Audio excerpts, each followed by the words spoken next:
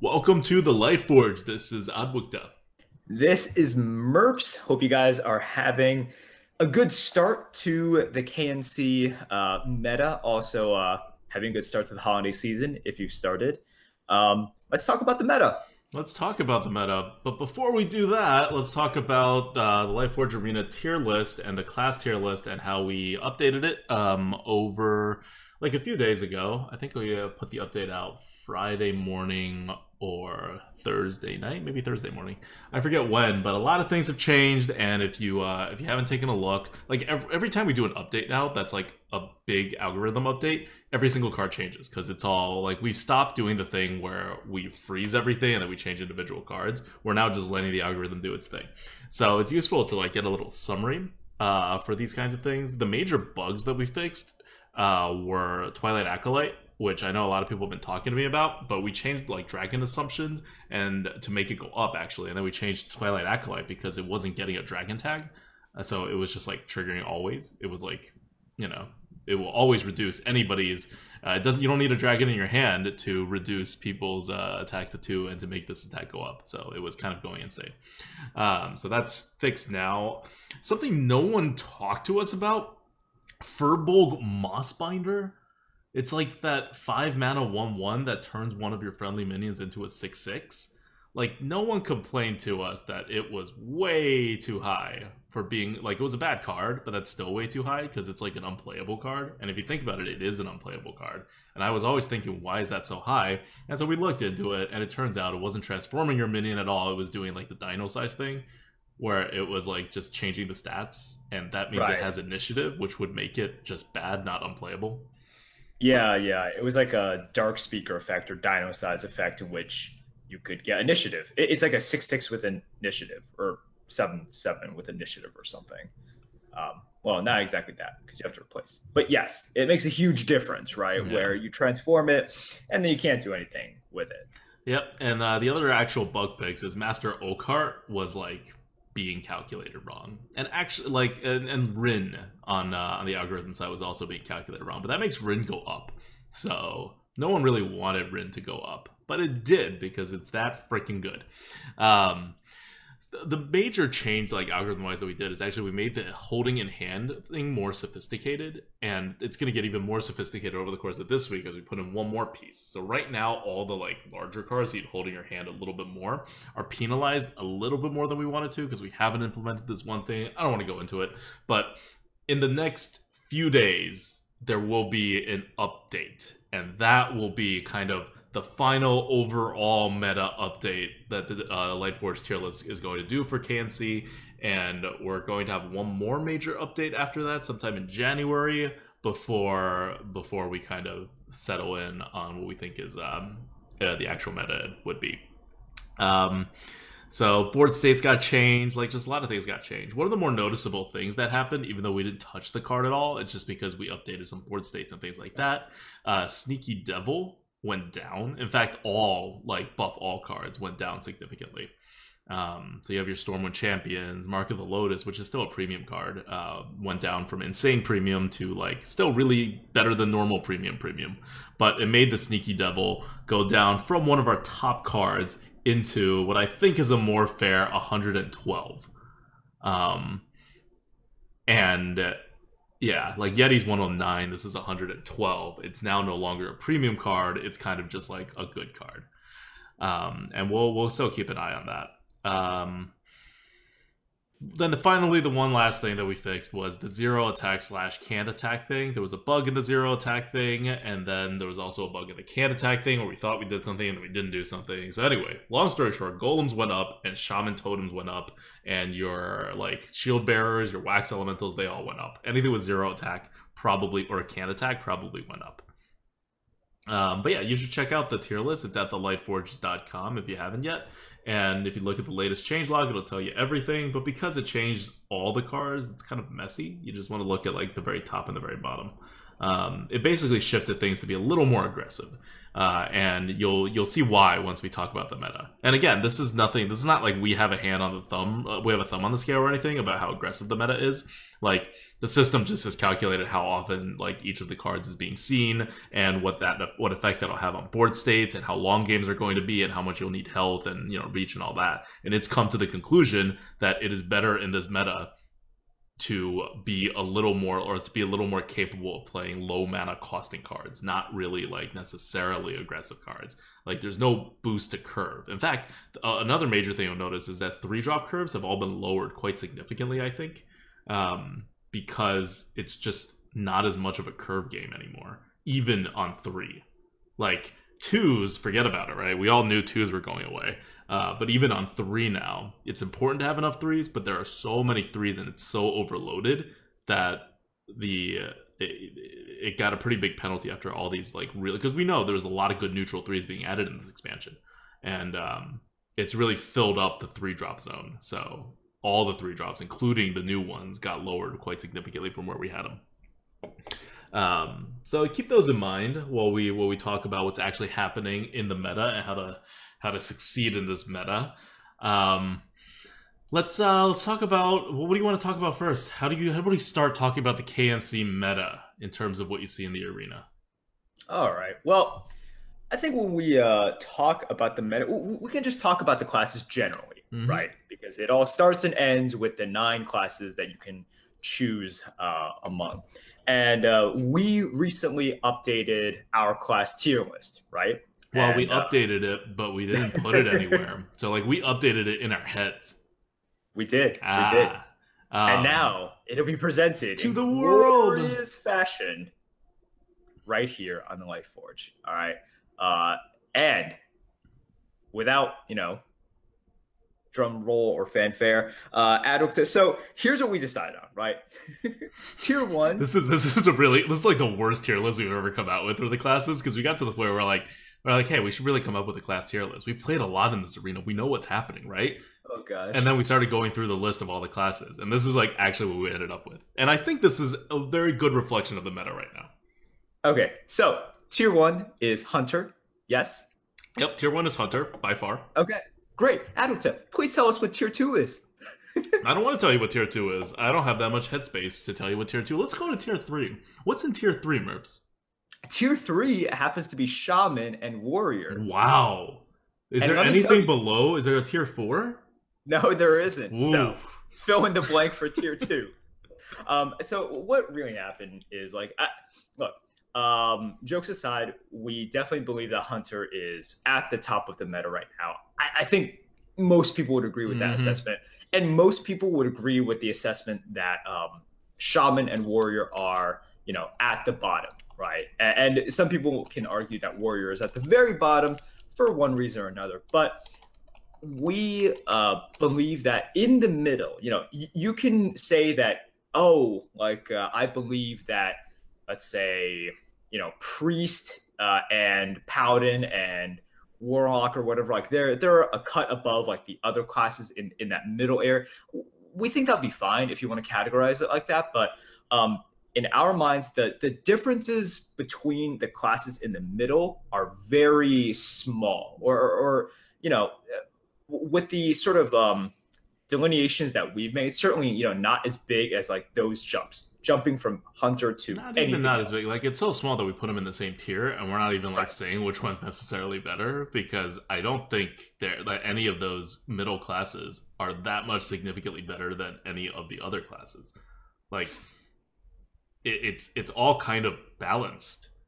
And one of the reasons they're balanced, I'll tell you this right now, we'll jump back into it, right? We're going to do a review of Micro Adjust and what's happening, just for, like, this is a very informative Lightforge right now about the meta. We kind of went with what the neutral things are to give you a base in the last Lightforge. This is the one where you get to more like how you play things and how you trap. Like, it's a step above, right? It's like advanced getting into the meta, whereas last week's was like basic, what is KNC? So I'll go over the offering odds right now. The offering odds adjustment, if you guys don't know, there's something called Micro Adjust that Blizzard implemented in like June or something, maybe July. And what it does is it's supposed to move cards for each class, including neutral cards, but also class cards. Like the top cards, maybe also bottom ones, but it's hard to tell with the bottom ones. But the Blizzard just says cards generally by like 5%. Blizzard said up to 5% an offering rate. So that Warriors will have like all their good cards 5% more often, and like all their crappy cards, like really crappy cards, 5% less often. And a class that was like dominating at the time, for example, Paladin would have everything like, 5% less, and then all their bad cards 5% more, and you won't even notice it or feel it in the draft, but in the end it's going to make the win rates go a bit more even, with the ultimate goal of just having everyone be able to pick the class they want to play and play it and feel relatively even, rather than Warriors having a 30% win rate and like, I don't know, Mages having like a 65% win rate or something ridiculous, right? Right. So they did that, but it's an automated system.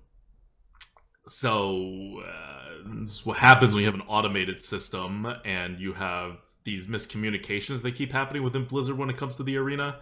Remember how, like, one of the most basic things about offering odds, that I think we brought this up already in the last Lightforge, neutral, like, KNC cards are not actually getting the bonus for being KNC cards. Only class cards are getting the bonus for being KNC cards.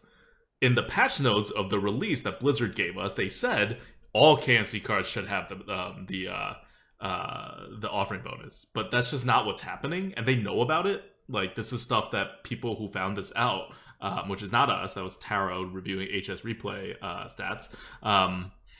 He's told Blizzard. Blizzard hasn't said much. Presumably they're working on it, but it's just one of those things where you really... It's been a whole year of not being able to trust Blizzard doing what they say they're going to do, even as they're doing it and saying they're doing this, right? Like, Blizzard says, we're doing X right now.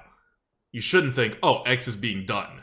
You should instead think, probably something is going to go wrong and they're not going to know about it when they push out X. Yep. Because that's happened literally every time they try to do anything. So the latest one, the most obvious one, there could be more, but the most obvious one is the KNC and neutrals are not getting the offering rate bonus. So you're seeing Basilisks as much as like Cobalt Scaleveins or whatever, right? But in terms of the micro adjusts, like, we've known for a long time it's definitely not 5%. We didn't know exact numbers. So I got some stats from Arena Drafts, ZD Man over at Arena Drafts, and I've also checked these against HS Replay, like numbers that are available to the public. And there's this picture that's kind of emerging about what these adjusts have been doing. And this is what's generally happening. Again, not specifics, and you're going to see by the way I present this data that it's like not the most rigorous analysis in terms of how far-reaching it is, because I'm not going to go through every single card, right, and figure this out. Instead, what I'm going to do is I'm going to tell you what we know generally, which is that Rogue and Paladin are getting minus 40%. A minus 40% adjust on their most premium cards. That seems like not very micro. Yeah. It is definitely not very micro. It is minus 40%. Not minus 5%. 40%. This makes things happen like Eviscerate is being offered right now less than Call of the Wild. Right. Eviscerate being a very staple rogue card, Call of the Wild being a epic hunter card. But Blizzard determined that rogues were winning too much and that hunters were not winning enough, and they gave hunters a little boost, and they destroyed rogue. And they're both the premium cards of these classes. So this is what's happening, and if you just go by what Blizzard says their offering odds are, you're going to just be mistaken about what your opponents are going to have. Your opponents are going to have Calls of the Wild everywhere, and they're not going to have Eviscerates. They're going to have other rogue cards by a lot. Like, maybe, I don't know what they didn't adjust down, but let's pick like a very normal rogue card, like let's say Assassin's Blade. They'll have Assassin's Blade in a normal amount, just as an example. Yeah, I mean, this is something that we can't be too surprised at, right? Like, we've sort of heard about this happening previously where the micro adjustments were not as micro, and this is just sort of the latest example. Although I think this is the biggest sort of different from the 5 to 10% that was touted.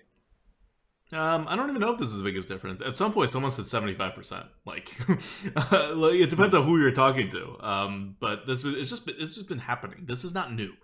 I'm not presenting this here and saying like, oh, Blizzard has done something crazy with the arena. Let's find out what it is. We're just saying like this has been happening all throughout KFT. The end of Ungoro. We've been in this meta. No one's like, and Taro's been putting together some stats or whatever, but he's being taken at various levels of seriousness because he's just coming up with like a mess of stuff, right? Like it's like I don't know what Blizzard's doing, and it's hard to tell. But generally, rogues and pallies minus 40%. I'm going to finish the whole list. Mages and druids minus 20%. Warlocks and priests are about the same. Like there could be actual micro adjusts happening there of under 5% that I can't tell, like statistically. Hunters and shamans plus 20%, and warriors plus 40%. So if you compare like a top warrior card with like a top rogue card, the top warrior card could be like an epic and be offered like 50% more than the top rogue card. Yep. And this is what I have just anecdotally seen as well in my past 2 warrior runs. I've gotten like Gorehowl both times, right? Yep. And I think one of the drafts I got offered Gorehowl like twice. Yep. Double Gorehowls are very common right now when you're drafting. Yeah. Even though in theory you should only be getting a Gorehowl once every like 4 drafts. Like right. Without the micro adjusts. So not 4, a little more than 4, like maybe once every 3 drafts. Yeah. Anyways, that's sort of like when we talk about these stats, and I think back on my drafts, I'm like, yeah, this makes sense, right? I don't see eviscerates, and as for hunters right now, and who knows, like this, something with the micro adjust is like they could just micro adjust again at any given moment, yep. Right? And then it can swing back dramatically just because. It seems like we're talking about very big percentages here, because if it were a 5%, if we just swung 5%, like it'll probably be hard to see. It'd probably be hard to like really notice. But if we're talking about 40%, or that changes the entire way you play around it, around a class or whatever. And we'll talk about this later. For now, like this is unnecessary information if you're trying to figure out why hunters are so good, right? Like, right. Why are hunters so good? Well, not because hunter itself is like the best thing, not because this is like the best meta for the hunter, but at some point, if you take all the top cards of all the other good classes and you drop them all down so much, and then you take hunter, which was for some reason seen as a bad class because people don't know how to play hunter, and then I was doing very well. Merps has always been doing really well with hunter. And then you raise the best cards of the hunter, like even a little, like 20% is significant, but it's not like a 40% penalty for rogue, right? So even if you do something like that, you've completely shifted like how good cards are, right? Right. So I'm going to break down why I think like Hunter is number 1 right now. And it's going to be 3 things. The first one is the offering odds, which if you compare Hunter with other prior meta top classes like Rogue, Pally, Mage, Druid, Hunters have a net like plus 40% on their best cards. That's insane. Yeah. That's at some point, good cards just make so much of a difference, right? This is Arena. So your average card quality is not going to be great. You're going to have quite a few, mediocre cards. Like you're going to have to draft a couple Torrent Warriors sometimes, right? Mm-hmm. It's just what happens. So if one class is just getting offering bonus, like a big offering bonus to cards that have like a 130 or 140 tier list score, that's going to make a huge difference in the matchups. Yep. So that's one reason. And that's a reason that's been around even through KFT. And I think that's why, Merps, that you found Hunter to be so good, is because they were just upping the offering rates and killing offering rates of other classes. And in doing that, it just makes Hunter better. 2, the second reason in addition to this is also almost entirely based on cards, right? And that is hunters just have better cards than other classes, not counting offering rates. Like, I mean, right. Counting offering rates, but pretending there's no micro adjust, right? Like not counting for micro adjust. Hunters just have really insanely good cards. We on the Lightforge tier list, we recenter all of the classes based on how good the cards in each class are, so that the center is always at 100, which means 100 is the average card that you see in a draft. And so the easiest way to judge how good a class is in terms of their relative cards is to just look at where Yeti is. Yeti would be lower the more good cards your class have, because it'll be like when you recenter things, it'll move the Yeti line down. Yetis will be really high if your class cards suck, right? The average Yeti across all classes is a 109 on our tier list right now, which is higher than it's been historically because KNC didn't put out too many like overpowered cards in general, right? There's a couple of exceptions, but in general, they're pretty limited. Hunter is the lowest. That means Hunters have the best cards, ignoring offering bonus even, in the entire game right now. Hunter's at a 103. Paladin's pretty close at a 105. But that's still a difference of 2 points on average. What that means is the average Hunter card is something like 6 points. And each point is the equivalent of 1%. We're very mathematical with the tier list. 100 is the center, 0 is an absolute 0. 106 is plus 6% on the average. So the average Hunter card is 6% higher, like better, than the average card in the game for like the average class. So it has that going for it. And then on top of that, Hunters take all of their premium cards and give them like a 20% boost. And then you take all the premium cards of all the other classes that could be competing with Hunter, and you give it a minus 40% offering rate boost. I mean, penalty. Like, you can see how Blizzard has such a huge thumb on the scale of Hunter right now. And that's where the meta went, right? The meta went where the Hunter goes. So those are my two, like, very, like, mathematical, statistical kind of, like, reasons why Hunter is number one right now. And for the third one, we're going to look at the actual meta of what's happening. And I don't mean that I don't think Hunter's good in this meta. Like, I know people make up these things and they're like, oh, Hunter's good because this, because of that. No, Hunters just have an insane offering bonus. All the other classes have offering penalties, and Hunters have really good cards. What has changed in Hunters is Hunter's win rate for average players, more so than anything else. And that win rate has gone up because Hunters have fundamentally changed, right? None of the other stuff that I've presented is particularly new. Like, sure, Hunters have always been like the highest or one of the highest classes in terms of how good their cards are, right? Always. That hasn't changed. These micro adjusts have been around all throughout KFT as well, to various degrees. I don't know if it was this bad before, or if it was worse, or when Hunters got their bonus, but this is not like just happening right now. But what has happened is before, the most successful Hunters are aggro to like aggro mid-range, right? We've covered Hunters so much in the Lightforge. That's what's generally happening before KNC. But now in KNC, Hunters have been moved back. Hunters, your average Hunter, if you draft a deck, is pretty solidly mid-range. They're not even like aggressively mid-range. They're just mid-range. And they're just riding on their insanely good cards to get the board eventually and then start hitting your face. That's like very, very mid-rangey. And who's good at playing mid-range? The average player. The average player. They're not good at hitting face and knowing exactly when to hit face. They can play blind aggro, which Hunter never was. Or they can play mid-range, which they're comfortable with, like with the mages and the paladins and all the stuff they're used to. And now you add Hunter in, and the Hunter's optimal playstyle right now is mid-range. And it shifted so much. So now all of a sudden, all of the previous benefits Blizzard had given to Hunter are being realized by the average player, and not just the top players, who have always thought Hunter was one of the top classes, right? Like, you thought Hunter was one of the top classes. I thought it was. Like, Shady, who we'll talk about in a bit, thought it was, right? Like, yep.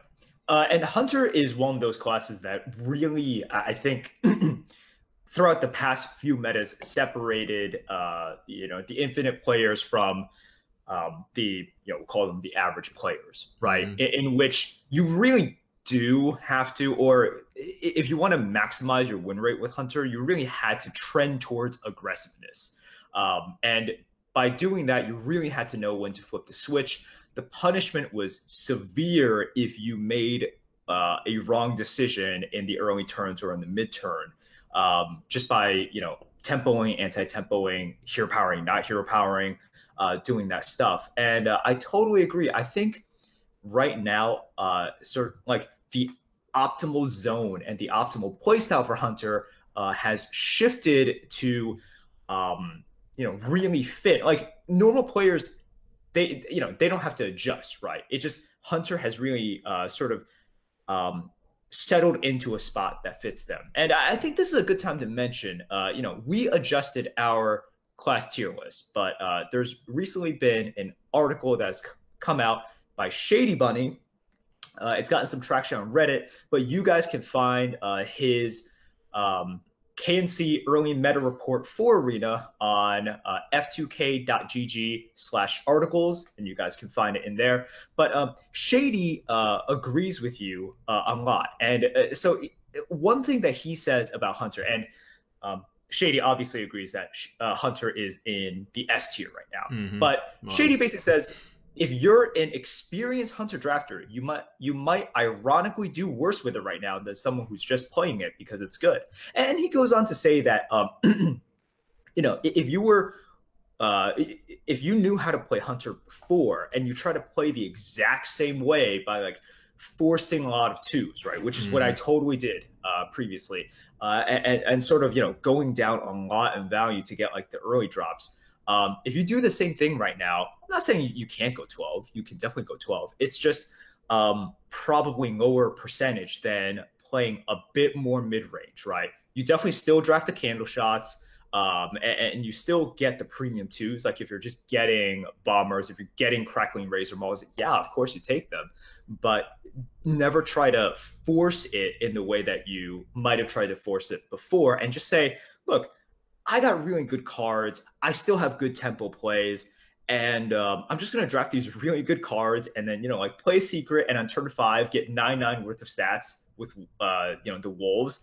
And you're going to lose because your cards aren't as good as mine. And I can always flip the switch. And just like, how are you going to beat my deck filled with deadly shots and spellstones and crushing walls and candle shots, right? Mm-hmm. Yeah. So that's Hunter right now, right? And it's a new and different meta, I'll give it that. And I don't think Hunters are particularly oppressive right now in the sense that it's not any better as the number 1 class than a normal number 1 class, which is usually like mage or rogue, right? Than the normal number 1 classes. I don't think it's like hit some kind of new like, oh, this game is awful or like anything like that. It's just what the meta is right now. You can debate whether it's fun or not fun, but I think the important thing to understand is twofold. One is how these hunters are working so that you can fight against these hunters successfully and you can predict what these hunters have normally. And you can kind of prepare yourselves and deal with these hunters. Because you can, right? Like hunters are not like a class in which, especially not the current like hunter, they're not a class that you can't beat. They sometimes are, but not any more than any other class, right? It's not like there's no counterplay to Hunter, right? Of course. So it's not like a terribly oppressive meta to be in right now, but it's very different than anything we've been used to because Blizzard basically just took a class that normal players didn't really play too much and just said, you're going to be by far the best no matter what kind of a player you are. Like this is it. Go for it. And so that's something that's difficult to predict. That has happened because in large part of the micro adjust and how that's been working. So the other part about this hunter meta is to know, like, I think there's a philosophical question going on here about whether we should be in a hunter meta or not. Practically speaking, it's kind of fine, right? Like, is this really worse than when paladins were ruining everything, or like when mages were ruining everything, or when rogues were so good? Or like that, like 1 month period in what do you call it, MSG when warlocks were dominating everything. Like, not really. This is kind of just like another thing that's happening in the arena. I guess the question is, do you want to rather have, Blizzard determine who the best class is, or the cards that Blizzard has made determine who the best class is, or I don't know, should they do something else with the micro adjusts? Like, they're in control here. I just want to point out that the meta is the way it is, quite for the most part because of what Blizzard did in the arena specifically. Not just the good Hunter cards, not just the players are finally figuring out how to play Hunter. That didn't magically happen. It's that Blizzard put the thumb on the scale and said Hunter's best now for arena. And it's not the most horrible result, right? Like, this is not synergy picks. I think arena's very fun right now, actually. But it is like, I think a lot of people walk around and they're arena players and they play a lot, and all of a sudden they're like, oh crap, what happened to Hunter? Why is it so good? Did they get really insane cards? Is the meta just really good for the Hunter? Like, they got good cards. The meta's not good for the Hunter right now, but the micro adjusts are making all that kind of move. Right, because we looked at the cards coming out, and I remember saying this in the LifeForge before everything came out. I was like, wow, look, it goes both ways, right? With Hunters, after they put out the card dump, I'm like, damn, Hunter's got really freaking good cards. Like, if we just look at the level of cards that all the classes got, I think Hunter wins, right? Yep. But I was like, at the same time, damn, there are a lot of taunts and heals. And I remember I was like, well, okay, these kind of cancel each other out, but I think there's an opportunity here for Hunter. And Blizzard basically looked at these two sort of things weighing against each other, right? And just said, no, we're going to push like the good, like the good cardedness of Hunter up. And it doesn't really matter. Like other classes, yeah, sure, you might have a chance to draft like a Hungry Etten, and here and there, you get like some Shroom Brewers and fungal enchanters that like heal you up and everything. But it doesn't really matter when you are getting all the candle shots and all the flanking strikes and everything. So it is interesting because I do agree. Like, if you had told someone like 6 months ago, it's like, would you be for a meta in which like the top tier is basically not, it doesn't have mage, doesn't have rogue, yep. It doesn't have paladin, all new stuff, and those are not only are not in the top tier, like they're not even in the tier below that. Yeah, they are. What are you talking about? Well, so here's where I want to say, like, Shady Bunny's okay, finish your thought before we go into the middle, though. Let's finish the Hunter thought before we go into the other classes thought, right? But so basically, I think a lot of people will be like, wow, that's awesome. I've been waiting for this forever, right? But then, it's, for us, it really is about the process. Like, because Blizzard can always do this. They could always just say, this class is now on top. Like, with Warriors, they could do the same thing. Well, they're trying. It's not succeeding. That's how bad Warriors normally are. By the way, if you're wondering, like, we were talking about the Yeti test, right? Hunter's 103, average is 106. Warrior is by far the worst class. It's at 116. Mage, by the way, is the second worst class at 113. And then we can also get into sort of what, like, they're trying really hard with Warrior, but once again, it sort of shows one of the weaknesses in doing it this way, right? Through the offering rates. And we can talk about that a little bit later. But with Hunter, it doesn't make me feel great. I'm just like, I love playing Hunter, and I think no matter what, Hunter is fun, unless we get to the complete #control Hunter, that you meme about. I don't meme about it. I play it, and I get my 8 wins. You do play it. You do play it. But it just doesn't feel right, Like, it feels as though I play it and I do well, but it's like, oh, Blizzard meant for me to play well, right? It's like I'm beating an opponent who and this entire thing has been kind of rigged. Yeah, exactly. I mean, it is rigged. It literally is rigged. It's not like it's kind of rigged. And the question is, are you okay playing with it rigged? But if you think about it in the bigger picture, it's all rigged, right? Blizzard decides what cards exist in each of these classes. They can just make classes have better or worse cards, right? Like, it's always rigged. It's just whether you're more comfortable playing in a game rigged for Mage because of the hero power, or rigged for Paladin because of their very arena-friendly cards, or rigged for Hunter because Blizzard decided to give Hunters really good, like, existing Hunters cards good offering rates and other classes bad offering rates, right? Like, it's all rigged. I don't have, like, I think I have a different perspective on this than you, in that, like, I'm okay with this. I would appreciate that I didn't have to like, go to arena drafts and HS replay and try to figure all this out. And this information is not really out there. Like I think Taro made a post and it didn't go anywhere. Like people who are in the arena right now don't know what I just told you guys. Like they have a vague idea, but they don't really know. It's 40% minus 20% plus. They don't know any of that. And it's because Blizzard didn't say any of that. And I don't even know if Blizzard intends for any of that. Because when we say Blizzard has a thumb on the scale for Hunter, it's not like KNC released and Blizzard was like, now Hunter is the best. It's like Blizzard had a thumb on the scale for Hunter, trying to keep it up. And then KNC released and they just kept it there, right? Because they didn't even think about it. Right. They're just like, well, whatever was happening before, even though we're releasing all these new cards in a new meta, let's just keep with it. They didn't like reset all the offering, like all the micro adjust or anything like that.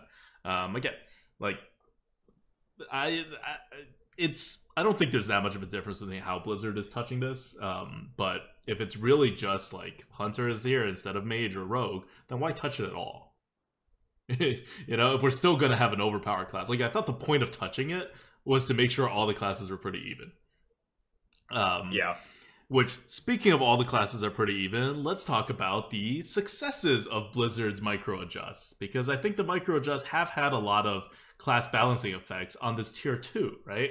Like, for the first time, we've had one tier that has 6 of the 9 classes. That seems pretty balanced. It definitely does. So, which class do you want to talk about? We could talk about anything. They're all pretty balanced. You wanted to talk about Shady's article, and because he splits them up more, and I don't think I definitely read through the article. I don't agree with a lot of his thoughts on this middle tier. But so why don't we start there? Sure. Yeah. So after Shady's S tier, which is Hunter, he lists tier 1 as Priest and Warlock. He lists tier 2 as Paladin. He lists tier 3 as Rogue, Mage, and Druid. It's weird seeing these classes here. He lists tier 4 as Shaman, and he lists tier 5 as Warrior. So if you do the comparison between our list and Shady's list, just focus on the middle. Shaman and Warrior on the bottom. I don't even want to talk about them. No one cares or wonders why. We all know Blizzard's trying here, right? You heard the offering odds and the micro adjust. Blizzard's trying. It's not working. Just leave it at that for now. Hashtag Arena Warriors matters, but no one's figured out how to actually make them workable in the arena. Yeah. And so Shady basically says that he believes Priest and Warlock are the next best classes after Hunter, mostly, and I'm just summarizing, mostly because they are the strongest control classes, right? Mm-hmm. They have good cards, they have a lot of initiative, and even though Priest is kind of inconsistent when compared to a lot of other classes, now they have more consistency. It's not going to be as consistent because, you are always going to be dealing with a lot of very specific oriented cards. Yeah, let's take a step back. How do you play Priest? You have a draft. Right. You know what cards are good. You know what cards are bad. You draft the good cards. You go for dragon synergies. You try, You try. Good. Like, Excellent. It's not hard to try. It's not hard to figure out which cards you pick. You pick them. In the end, you get a deck. And then even at that point, the Priest issue hasn't ended, right? Because the game starts. What cards do you have in your hand? It's not hard to mulligan. What cards do you have after that you draw? Are you hitting your dragon synergies? Did you happen to draw your board clears? Are you able to do what you want to do? If the answer is yes, you win. Your opponents can't do anything. If the answer is no, you lose. You can't do anything. Yeah. So, look, the way that you play Priest has not really changed. They've gotten some pretty sick synergies. And one Psychic Scream that is an independently amazing card. Right. They've gotten really good Dragon Synergy cards, and they've gotten Psychic Scream, which is just an all-time great AoE to add to many of their all-time great AoEs, right? That's basically it. So that's basically Priest, and we're at a point in which, with the offering bonus and just with all of the tools that they have, they're very good. And Priest has always been very good against Hunter, right? They have always had ways to not only gain health consistently, but also to just have the numerous AoEs and numerous tempo reactive plays in order to deal with any sort of Hunter aggression. Yep. And that's where Priest is. I don't like. My issue with Priest has always been like the same that we've covered before, right? And Shady thinks we've gotten through some kind of like line where we're past this level of consistency. There are enough dragons. There are more dragons now for Priest than there were even in the prior meta. So it is the most, like, I agree, it is the most consistent that Priest has ever been. But at what level of consistency are they actually better for a good player? That you would actually, like, willingly wanting to do that instead of, like, let's say, play, like, a rogue or a paladin or a druid in which you just have more control over the situation. Or even any other class. Like, Priest, you have the least control over things. And I don't think there's any debate about that. The question is just, has it gotten to the point? And in my opinion, if Priest has gotten to the point where even an infinite, just because of how the class is designed and the class has not been fundamentally redesigned or anything like that, if Priest ever has gotten to the point where they are actually number 2 for an infinite player, then they're broken. They're flat out broken for everyone else, which is most players. Like, I think Priest, if what Shady says is true, and I just haven't played enough Priest in this meta to really feel it, which could be true, right? Like, I'm dealing with a lot of information that I've seen other people and how they draft. I've seen, like, my opponents. But if it is true that Priest is actually number 2, then Priest is a much bigger problem than Hunter, even if Hunter's number 1. Yeah, because Priest, and we've said this throughout all the metas and possible meta changes, you do not want a Priest meta. No. It's not just because it's boring. It is by far the most oppressive, and I know that word kind of means something different for different people, but it is the most oppressive meta, and I think it is the most unhealthy meta, just because with Priest, so much of it is draft and draw dependent, right? If you're playing as Priest, same thing. If you're facing Priest, same thing. And I have consistently said I hate playing against Priest because I feel as though, like, even though my losses against them might be, not that different from like another class, my decision making when it comes to those losses didn't matter. It matters much, much less. And I have found it's not that it doesn't matter. Like, you could usually play in some kind of way in which you would have not gotten screwed by the Priest. But they have different ways to screw you depending on which particular card they have, always. And the cards are all of the same offering rates, essentially. And they're all game-winning. Or if they don't have that card, they're, like, seriously set back. So, it's like, just like, you have nothing to go on. You just play. And then if they have the card, well, you're screwed. If they didn't have the card, well, then you're great. And you have to play that way every single time. Yeah. So, I mean, it's pretty easy to see through, and it's pretty impossible to play against. That's Priest. And, like, I don't think Priest is that oppressive right now. Because I don't think they're that good right now. I think they're just as good as everyone else on the tier 2. Like, I don't think they're actually a step above. And if they are a step above, that's a major problem for the arena.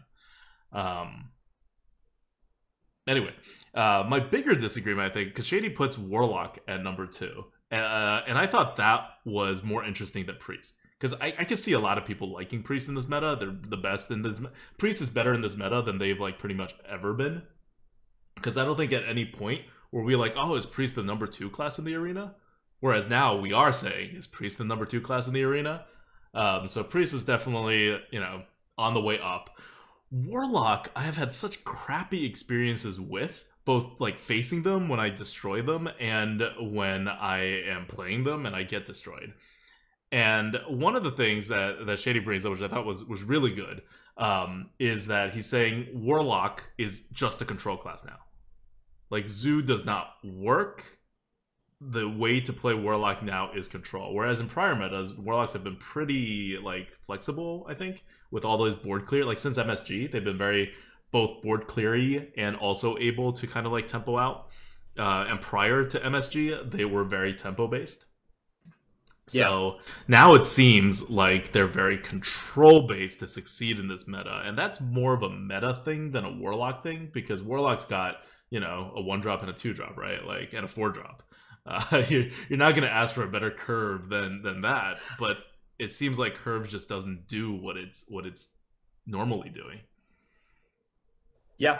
I think that's a good observation as well, in which, a couple of years ago, and I would say even like a year ago, a lot of people were complaining about Curvestone, Yeah. right? And they were like, "Oh, that's all Arena is, Curvestone." And um, I would not agree with that assessment, but it became sort of a rallying cry for a lot of people. It's like, oh, it doesn't matter if you go turn one, you win because of Curvestone, and it just depends on who drafts a curve. And I think Blizzard has. I don't know if it's an exact response to that, but with a lot of these cars that have come out, like we've seen early cars that are not just based on stats, right? Well, like they have some sort of tech to them, or they have some sort of flavor to them that makes them either good for the late game, or that they sort of synergize with another card, buff another card. Like they're not just independently good on their own. So yeah, we definitely don't see that sort of curse. And I think because of that, we've definitely reached a point where if you try to draft for Zoo, you just don't have the like haunted creepers, right? You don't have the powerful independent cards, and you just can't pull it off. While other people are doing sort of synergistic stuff, while other people have all these board clears, it's fine if you just still have the independently strong cards and the tempo follow-ups like power overwhelming rip, but you don't have that anymore. So it's a style in which, yes, if you drafted the right way, you can still get 12 if everything, like if all the stars align. But when you draft as a Warlock, I was saying like 90-95% of the time you're drafting for control. Okay. Yeah. And I think that's interesting. I think that's one of the reasons why my Warlock runs have not gone so well, is because I'm still trying to draft Curve and Zoo with some like board clears for when I get in trouble, and it just doesn't work as well. But at the same time, like, what meta are we in? We just went over this. We're in a Hunter meta. What are you gonna do in a Hunter meta as a Warlock? Like, I have trouble like to looking at this class and saying like, oh, this is a great class in this meta. It's like tier 2, number 2 or number 3 in this meta, where literally like half your opponents are hunters, or like at least a third, probably more than a third of your opponents these days are hunters. Like, what do you do with that? Like, so and even against like, let's say a priest, what do you do against a priest?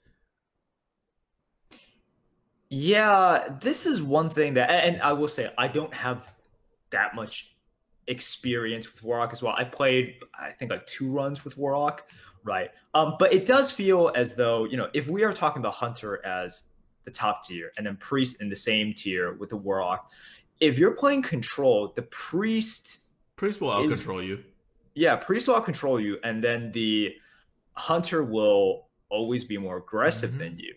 So you're kind of stuck between the other good classes, which makes me feel as though I'm like, how does it exactly work, right? Like just in this meta, you can't be the second or third best class if you just flop around against 40-45% of your opponents. And those opponents you're going to see more the higher up you go. Like, as an Infinite player, you can't look at this class and say like, well, this is an insanely good class right now in this meta that you should pick. Yeah. I don't think it's bad. Like I said, I think it's actually pretty well balanced the way Blizzard's been doing it, because they've knocked down Mage Druid and Rogue Pally so much that they're on Warlock Priest levels. But just because, relatively speaking, everything looks more even now, doesn't mean that these are actually better classes than your Rogue, your Pally, your Mage, or Druid. And just because these are the classes that the average player is getting higher win rates on, like, does not mean that they're actually better for an Infinite player. So I don't know. I don't quite buy, like, especially on Warlock. I have more objections to Shady's like description of Warlock than Priest, because I feel like for Priest, he thinks there's a line, and I kind of agree that there is kind of a line, and he thinks we're over, and I think we're under it, and that's just like, I don't think I am in any better of a position to say that than he is. And part of that has to do with comfort level in rolling the dice as well. Well, but comfort level and rolling the dice should be exactly correlated to your win rate, which I assume we're all similar in. Like, mathematically speaking.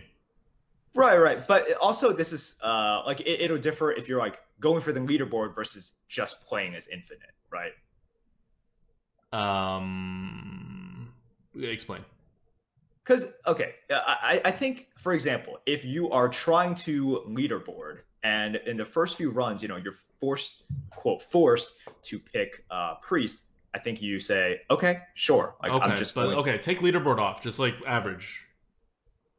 Okay, Because no, that's what I mean, I don't think Shady's writing that article to say like for leaderboarding this is good. He's writing that article right, for like right, right. normal players and infinite players. I mean, on average, then it doesn't matter because you are looking Yeah, at average. like Because you're just exactly. If you playing. have a 75% win rate, you'll roll a dice to give you 75% chance to win the game instead of playing the game. It would be the same Right. to you. You wouldn't avoid that. But Yeah. if the dice says 60% chance to win the game, 40% to lose, an average player would roll that dice every time if all they cared about was winning. Sure. An infinite Sure. player would Yeah. never roll that dice.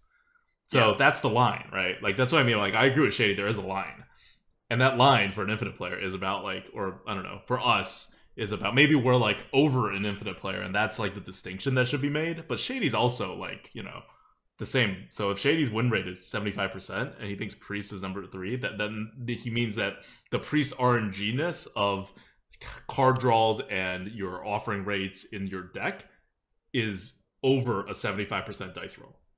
Yep. So I think that's kind of the clarification. But if you're listening to this and you're like either a soft infinite player or not an infinite player at all, it means Priest is really good for you, right?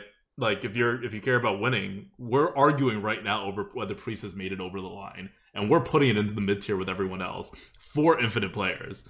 So if you're like lower than that, play Priest. It's in a really good spot right now, right? Like it's in the best spot that it's been. I'm more comfortable with Priest being rated high than I am with Warlock being rated high, especially, depending on the audience. Yeah. And again, it's not like Priest has like no skill to play, right? It's like even if you take half the skill away between a Priest and like let's say Priest requires half the skill of a Rogue. That's still a lot of skill, right? It's not like any like Tons. idiot Yeah. can just like go in with like a above average Priest deck and roll to 12 wins. It's not like we're talking margins here. Agreed. This game, like we have to defend this game. It does require skill, and now we can move on. Okay. All right. So that's Priest and Warlock, and I think those are the interesting ones to talk about, because they're the classes that have traditionally not been on top. Whereas we talked about Druid a lot in KFT, because that was the class that was traditionally not on top, that was brought on top by, like, frankly, a bunch of very overpowered cards. And now they're kind of back normal.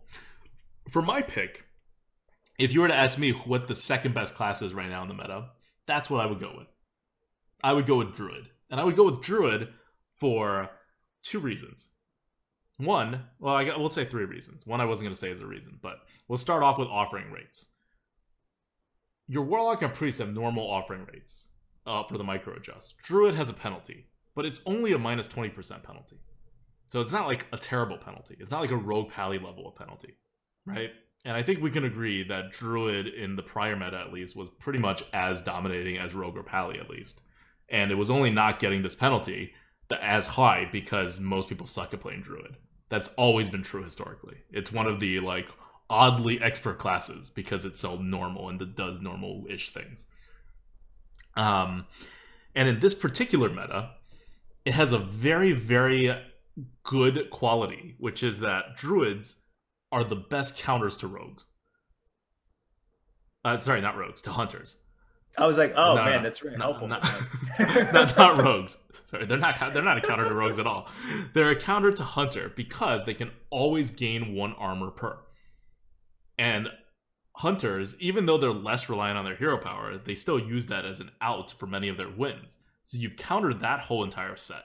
Not as hard as a priest or warrior, but the rest of your kit also counters hunters, such as taunts, such as heals, such as the fact that you can ping and they can't, and none of which like warriors or priests have.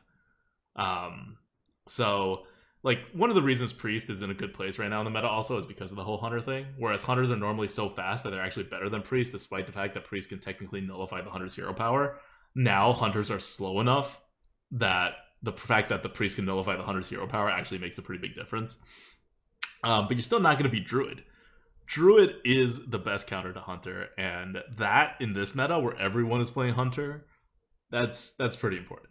So that's my first point in favor of Druid. And I recognize Druid got really crappy cards this expansion, but I don't think that matters as much considering how good of cards they got in the prior expansion. So the second point, I would say Druid is number 2 or number 3, 2 or 3 right now. Technically, again, these are I really do believe that all the classes are pretty even right now, and that whether by pure luck or by genius, Blizzard has balanced everything besides Hunter, Shaman, and Warrior. But the other thing that I would note about Druid is that it is also insanely good against both Priest and Warlock, which again we're seeing more of because they're like the new hip classes. And they're really good against those because both of those classes, and any class, right? You can even put like Mage in here. Probably not Rogue or Pally, but you can at least put Mage in here. Any class that tries to go control, Druids are great at. Because if you get Ultimate Infestation, no one's actually going to out-control you. Like, every now and then, I get in a position where I'm like, even if he Ultimate Infestations, we win the long game. And I feel so good about myself. Why? Because it means I've played this game so well, I've gotten so much advantages on this Druid, that I've gotten, like, what is Ultimate Infestation? It's one card, which is, let's say, a 5/5, but then you get another card's worth of thing, which is to deal 5 damage, and then you get 5 more actual cards.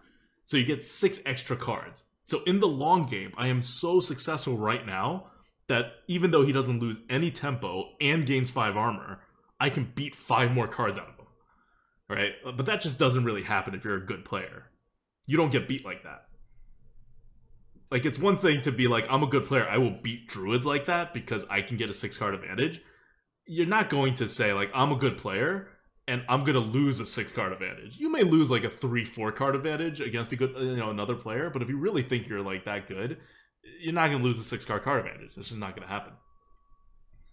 So, again, the strategy doesn't work against aggro or mid-range classes necessarily, because they'll kill you, but it does work against Priest or Warlock, if they go control. Which they normally do these days. And look, I think, I don't know if I necessarily agree with Druid at number 2, but this is where we're at. And I think it's part of the reason why we sort of grouped all of the classes together, right?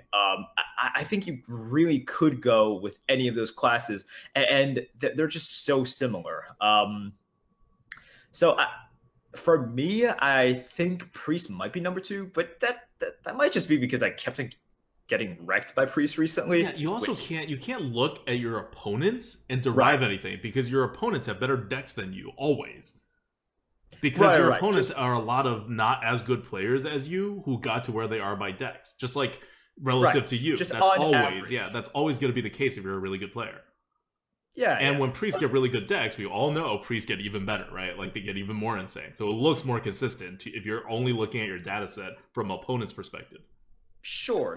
But that is, like, part of the equation as well, like how good the overall decks can be. And I played Priest a couple of times, and yeah, like, I didn't, sort of hit any of my stuff one time. And then I was able to get, like, the synergies or just the good cards with Priest another time. And I can see the potential there, but I am a firm believer as well that these classes in the middle are just really, really close. You can really pick any of them, and that's not a bad thing, right? No. Like, now it's impossible for you to get a class out of the 3 that you're just like, oh man, like, how did I get so unlucky? You know? Now, if you're presented with Shaman, Warrior, and X, you're going to be like, well, X is okay. Yep. So here, I think we're getting to the... Do you want to talk about one more class? Like, do you want to talk about Mage, Rogue, or Pally, or do you want to move on? I think we can just move on. Okay. Are we going to get a chance to talk about sort of like Warrior? No, if you want to talk about Warrior, we should talk about Warrior now. All right. What I want to bring up with Warrior, and part of why I think... a lot of people will agree that it's one of the... Like, I just dismissed Warrior. You're like, are we going to talk about Warrior? I'm like, no, why would anyone talk about this class? It's crap right now. Why would you? But anyway, go for look, it. Recently, I have seen, some people post on Reddit, in Hearthstone subreddit or the Arena HS subreddit. People are like, oh, I got 12 wins with Warrior, like, here or there. And they're like, I think it's back. And it's like, no. I think if you ask players who play a lot, like, part of the reason that Warrior is bad, really highlights one of the deficiencies in micro adjustments, which is Mm-hmm. if you micro adjust for someone like Hunter, it's fine because their cards don't really get in each other's way. Yep. And right now, just because of like the offering bonus to all these cards, it doesn't really get in the way mana wise, and the cards don't get in each other's way because they're just like independently strong cards. The problem with Warrior is like, man, when I look at the runs that go 12 and people are posting, I'm like, yeah, this is an insane deck. You should have gotten 12 with it. But when you micro adjust so much for Warrior, which they're trying to do, what ends up happening, I'm just like, I can't take the third Fool's Bane. I can't like, and sometimes after like the first 7 picks, I already have 3 weapons. I'm just like, well, this sucks. Like you basically you've limited your upside of a god deck for Warrior. Your micro adjust can't help you get there. It can help you get a much better average deck. So that's why I think like that's why we put Shaman and Warrior in the same like level, right? We don't think Warrior's worse than Shaman these days, even though the win rates say so. And that's because the average Warrior deck is not going to get offered 3 of Fool's Banes. Fool's Banes has an offering rate of something like 0.6. And let's say it's getting micro adjusted up 40%, so it has an offering rate of, I don't know, this ridiculous almost 1 per deck. That means if you high roll, you get offered at 2 per deck. You have to super high roll to get it offered 3 times per deck, right? Yeah. So this is, yeah, and this is the problem with Warrior. Like, and this is the problem with the micro adjustments as well. Like, I see what the game is trying to do, but it just get in its own. The micro adjustments just get in its own way, and sometimes, obviously, because of the way that they're trying to force these good cards into your deck, you're going to get the God deck. But I think there was, this past week I got 1 and 3, and I started 0 and 2 because I just had too many weapons, and there were so many times in which my hand was like 4 weapons and a Mortal Strike or something. And I was like, all right, well, how many weapons did you take? I took like a decent. Well, my draws were also just bad as well. Okay, I was about to say maybe you should have taken less weapons. Well, yeah, I mean, they also tried to force a lot of like spells on me, right? Like there's an offering bonus to spells and everything. I just didn't have enough pressure, and it was one of those situations where I was just like, man, there are a lot of good cards with Warriors, but micro just needs to be a little bit more sophisticated if they want to go down this route, like. Yeah. Because if you just micro adjust in a very sort of machine learning way, give more Gorehouse, give more Fool's Banes, give more Arcanite Reapers, just give more of those, right? Like those are the cards that we have highest on our tier list as well. More good cards equals more wins, and yeah, they do, but they're capped, they're limited. Yeah, they're capped. So I agree. I got offered 3 Gorehouse, I think, in one run, and I ended up taking 2 of them. I didn't do anything. And then in the other run, I was only offered like 3 weapons, and I took all 3, and it was okay. Okay. So let's move on to let's wrap this up with a review of before we're going to talk about micro adjust more next. I didn't realize you were going to talk about micro adjust as opposed to Warriors as a.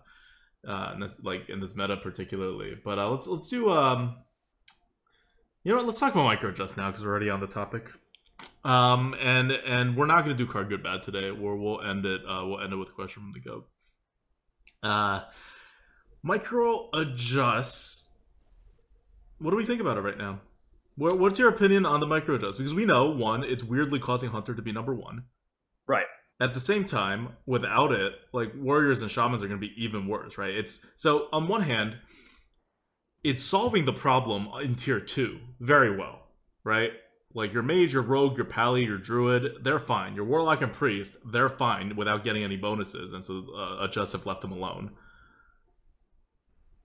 On the other hand, it's not actually enough, it seems like, to bring Shaman out of the dumps.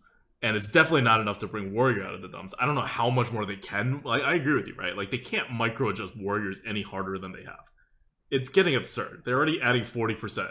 What are they going to do? Add plus 100%? That doesn't make it better. That'll actually potentially make Warriors worse, right? They've hit their micro adjust ceiling on Warriors, and they've already been really pushing for it. So in one sense, it's succeeding on the good classes by bringing them down. It's not succeeding on the bad classes by bringing them up. In fact, the 3 classes in which they've micro-adjusted up have all failed. Shaman got micro-adjusted up. I'm not saying it's not better than it was before, but it has not succeeded in bringing them into the mid-tier. Warriors got really micro-adjusted up. It has not succeeded in bringing them even to Shaman tier for most people. I think if you really know how to play Warrior, it's about Shaman tier. And third, for Hunter, it's over-adjusted now, and Hunter's dominating everything, and that's not exactly a desired result, because Blizzard would prefer everyone just be on tier 2, right? So, yep. It's interesting that in all the cases where they're micro-adjusting down, it's pretty much succeeded. It's not like mages and pallies suck these days, or like rogues and pallies suck. They don't really suck. They're okay. And at the same, but the other way around didn't seem to be working. So I don't know. Let's take the question in 2 steps. 1, would you rather have no micro-adjust and nothing else, or micro-adjust? And I don't even think the second question needs to be asked, but obviously there's a better system than micro-adjust. So let's just stick with the first. Let's just stick with the first question, right? The second question is a mood question. Of course there is. Right. Yes, this is kind of a stupid system, but it's like a very hands-off and objective system for Blizzard, so they can hang their hat on it. Like, it's very much like a we don't want to touch this kind of like way of doing it. But so let's ignore the second question for now. Focus on the first question. Yes, micro-adjust. Like, is micro-adjust better than doing nothing? And you're saying micro-adjust in the way that they're currently doing it? Mm-hmm. Then no. Up to 40%. Look, this is part of the reason that I like playing this game is just because I like figuring stuff out, right? And what I like to figure out is sort of like, oh, what cards are good? Like, sort of how... I want to also feel as though sort of players have a way of deciding the meta, right? Or, you can figure something out and then sort of exploit the meta. Just like when we had the first arena leaderboards, Victor, right? Mm-hmm. He's just sort of looked at it and he was like, okay, I need to play Hunter. Not because it was the best, it was just the best counter. And he played it in a very specific way as well, to just sort of totally destroy Warlocks, which were known as the number 1 in in that meta. And I thought that was really cool. That's what we all try to do, right? And that's what players like Shady Bunny, for instance, try to do very early on, just sort of beat the meta, figure out the meta. And the problem with micro-adjust, like, number 1, it's not transparent, and both of us like transparency. Well, it's not transparent. Right. Obviously, we would hope that it would be transparent, right? But we can kind of find out what they're doing, vaguely at least. Right. But number 2, it sort of distills the figuring out, quote unquote, of the meta into the offering rates. And I figure out the meta by looking at the offering rates, just because if we're talking about micro-adjusts that are up to 40% or potentially more, there's very little room for me to be like, oh, even though Rogue is like minus 40% while Hunter is plus 40%, there's still it's like, no, not really. It's not impossible, but like you said, Blizzard is heavily pushing this. Like, they heavily have their finger on one side of the scale, right? So your sort of playfulness or sort of figuring it out plays much less of a role than it potentially could be. Okay, I mean, I still think you're just... Like, wouldn't you say that people are now figuring out that Blizzard's micro-adjusts are better for Hunter, and so they figured out the meta? And if Hunters are so good, but like another class right. that and I'm secretly saying... counters Hunter exists, the same way that your Victor, your like 12 wins Victor example was that Hunter countered Warlock, and so, So... For your 2 points, I would say number 1, this sort of figuring it out is worse than the sort of more natural way of figuring it out. And number 2, I would argue that it is less likely now that you sort of figure out some like natural counter just because the finger is on the scale more heavily now. Okay. Yep. That's fair. So yeah, I think it goes without saying that, when micro adjusts for 5%, it's still nice to tell people so they know what the rules are in the arena, but it's not like game changing when when offering rates are adjusted by up to 40% either way, which makes a total adjustment that can make an epic card be offered more than a common card, like an epic spell be offered more than a common spell, then you really have to tell people, right? Like that's number one. You can't keep not telling people this. That's hurting the game. Like hurting at least hurting the players who really care about this game. I'm sure it doesn't hurt people who would never look this up anyway, which is the mass majority of people. But you're preventing people from trying to take this seriously. We have to go outside the game to get this information, and not from an official source either. Like literally, we have to go to people who are gathering stats. Like, fine, we'll figure it out, but just because we can figure it out by talking to like ZD Man and by going to people with HS replay like data, like the actual data, not the ones that they necessarily that they're showing on their website, which is like they don't show all their actual data on the website. They show like a different way of presenting it, which may be more useful generally, but is kind of less useful for our purposes. But anyway, like other people may not have these tools. I mean, they don't have these tools. Most other people, so they're just at a natural disadvantage. But that aside, I think micro adjusts are working fine when it comes to the top classes and bringing them down. Like, would I rather have this a system of micro adjusts or a system of no micro adjusts? I'd rather have this system of micro adjusts. And I mean, I hope Blizzard would do a better job of actually balancing these, because I don't think they're actually balanced for the average players. They're actually kind of like, oddly, right? I think this is just by happenstance, but I think they're balanced for top players and not the average players right now. Just because of how like Rogue, Pally, Mage, and Druid worked. Like, they had balanced it for average players, but then Mages, Druids, Rogues, and Pallies naturally got worse in their new like released expansions. So now it's going the other way. But anyway, I don't really mind it, but they really do have to tell people like what these percentages are. And also they have to realize that this is not the end all solution, which they keep saying, but then they don't provide other solutions yet, at least. So like Warrior's still down there. No one thinks Warrior's okay. Absolutely nobody thinks Warrior's okay, who like, are Infinite Arena players who have played a lot of these different classes. It's better. You give Warriors plus 40%, it's definitely better than doing nothing. And so I think that's, Warriors, if it weren't for micro adjusts, Warriors would be in a worse position right now than when Arena Warriors Matters started. Yeah. That's just, that's just the scenario. So yeah, it's helping, but it's not solving the problem. And two, I think this should definitely be done. I don't know why Blizzard didn't do it. It's probably just because this is like this second time that they've actually done this micro adjust things. But like they didn't reset micro adjusts when a new expansion came out. I think you should always reset your micro adjusts when the new expansion comes out and then adjust to that meta, right? Like don't keep like just because Rogue and Paladin were like great in KFT doesn't mean when you release all these new cards and give it an offering bonus, Rogue and Pallies are still going to be great, or at least like have all of the adjusts, right? Like something to like show that you're not just keeping the old system exactly as it is. Like, maybe it's understandable that just because a new meta happened, Rogue isn't magically going to suck and Warrior is not magically going to be amazing and they still need help or to be hurt. But, like, at least have it. I just don't think it's something they really thought about very deeply, as is most of the things with Arena. But, yeah, like, I think it's workable. Okay. Just some thoughts on micro adjust. It seems like it's here to stay, and I don't think we've been too negative on Blizzard in this review, and it's because I like this meta. I think this meta is very interesting. I think skill can be applied in this meta, and given all the RNG, the fact that it's still workable is pretty good, and there's certainly balance among all the middle classes, more or less. So those are all good things. But the important thing to realize, I think, is that however badly Blizzard screws up offering rates, it's not going to be the same as the synergy picks.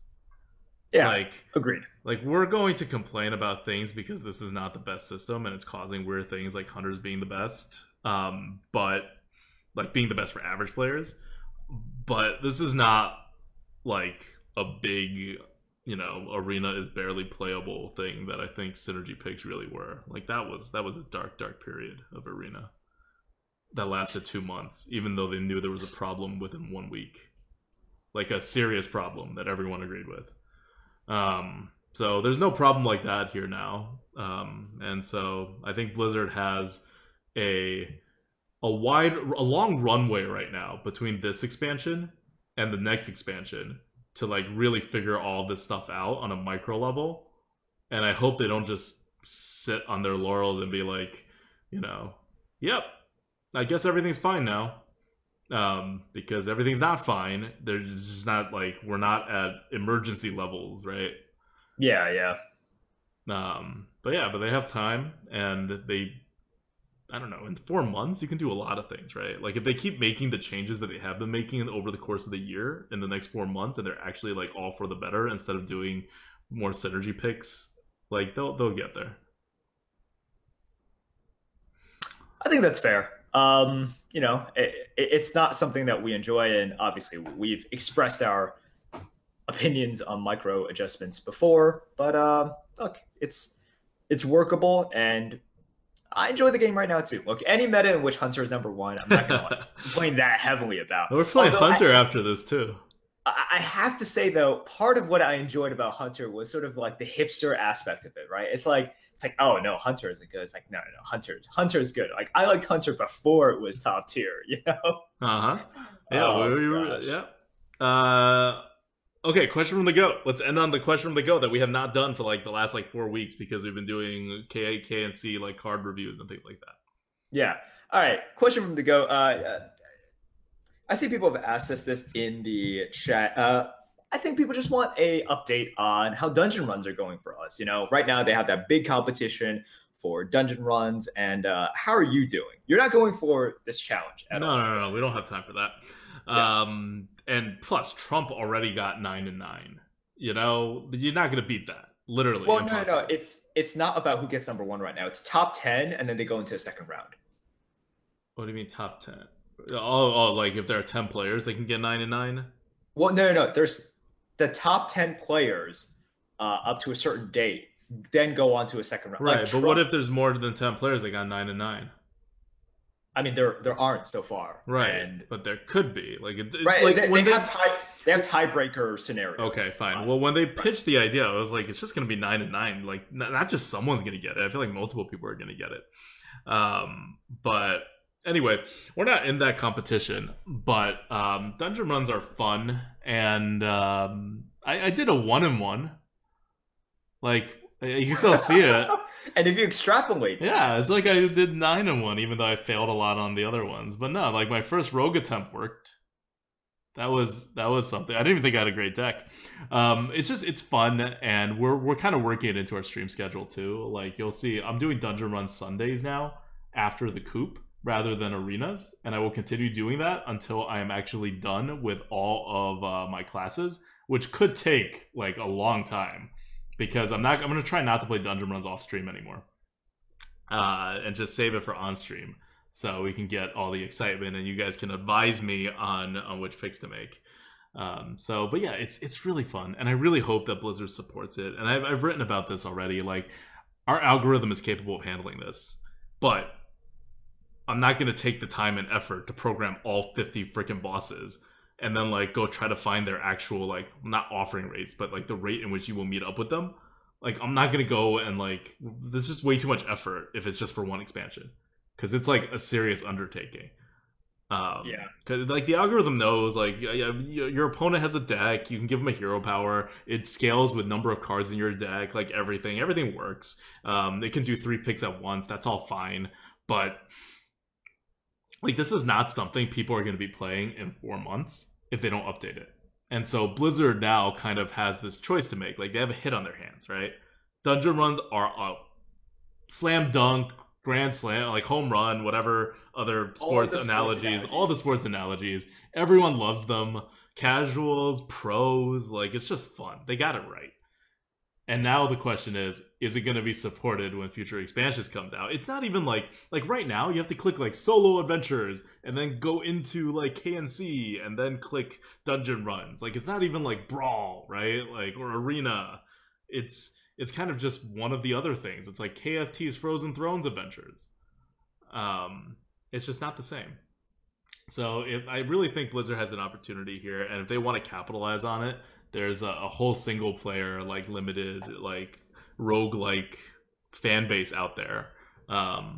They probably have to find a way to make it actually make them some money, and offer some rewards instead of what it currently is right now. But I see a future for this. Like if they keep supporting it, like definitely.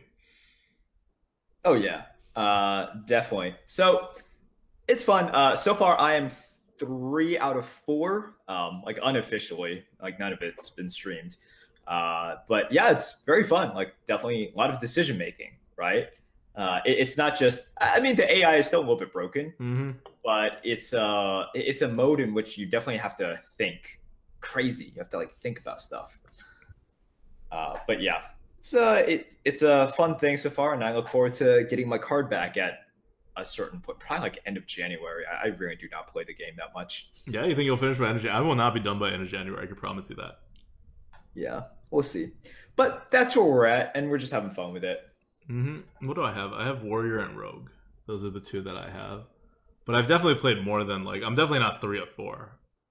I've been like failing so badly. Like some because of luck and some because like I can't count. I remember this Warlock run that I did on stream where I was trying to do handlock, but that Yeah. involves like knowing what to do with mountain giants. And clearly I have never played handlock a day in my life. I just had no idea what to do with all of them. I would count the mana wrong. I'd play a card thinking the mountain giant's mana cost wouldn't change. Like all sorts of bad things were happening. Very, very much a Throne dungeon run that I think probably could have made it because it was a good deck. Anyway, it's good, and it's limited format, so it's good fun. It's similar to Arena in some sense. It's also good to just get out of the Arena space and like kind of explore the rest of the sets. Like I had a Cthulhu deck that did not quite make it, but you know it was fun to play. I had a Totems deck that was all totems. I picked totems every single freaking time.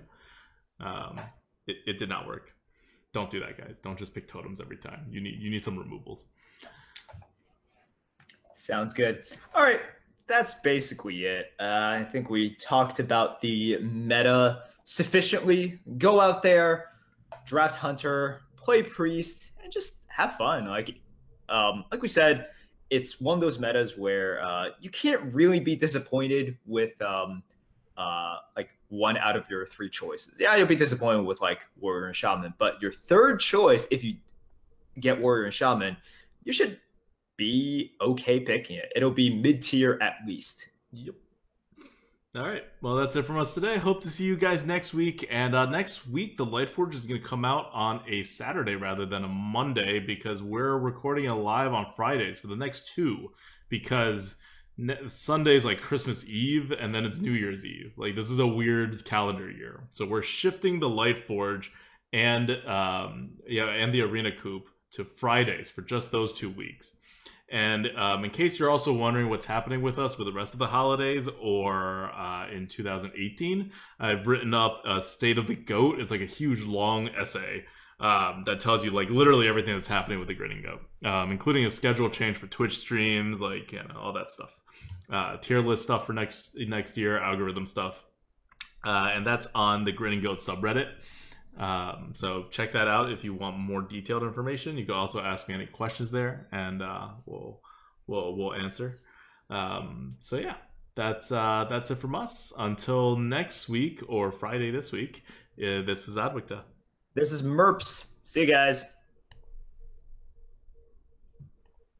All right. Okay. Who's doing the thing first? You do your thing first.